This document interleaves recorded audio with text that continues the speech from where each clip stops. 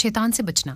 ایک استاد کے پاس ایک دفعہ ایک طالب علم آیا جو دینی علوم سیکھتا رہا۔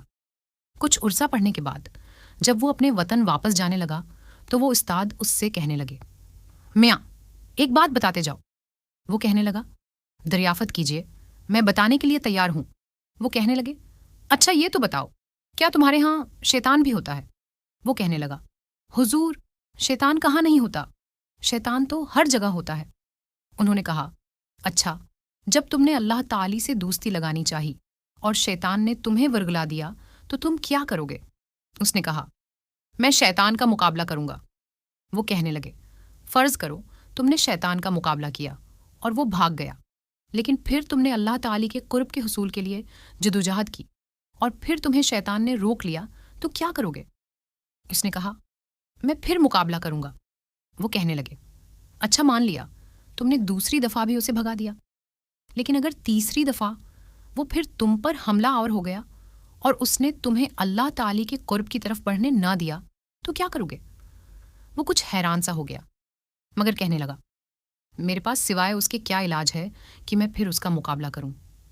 وہ کہنے لگے، اگر ساری عمر تم شیطان سے مقابلہ ہی کرتے رہو گے تو اللہ تک کب پہنچو گے؟ وہ لاجواب ہو کر خاموش ہو گیا۔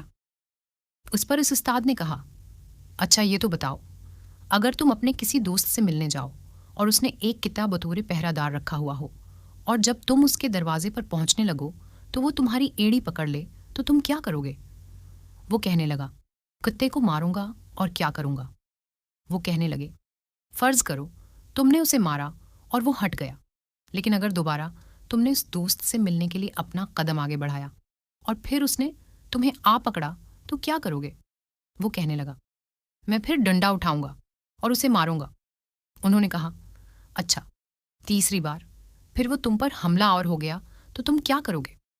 وہ کہنے لگا، اگر وہ کسی طرح باز نہ آیا تو میں اپنے دوست کو آواز دوں گا کہ ذرا باہر نکلنا، یہ تمہارا کتا مجھے آگے بڑھنے نہیں دیتا، اسے سنبھال لو۔ وہ کہنے لگے، بس یہی گر شیطان کے مقابلے میں بھی اختیار کرنا، اور جب تم اس کی تدابیر سے بچ نہ سکو تو اللہ سے یہی کہنا کہ وہ تمہیں اپنے قرب میں بڑھنے دے۔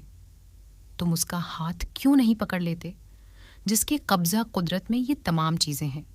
اگر تم اس سے دوستی لگا لو تو تمہیں ان چیزوں کا کوئی خطرہ نہ رہے گا اور ہر تباہی اور مصیبت سے بچے رہو گے۔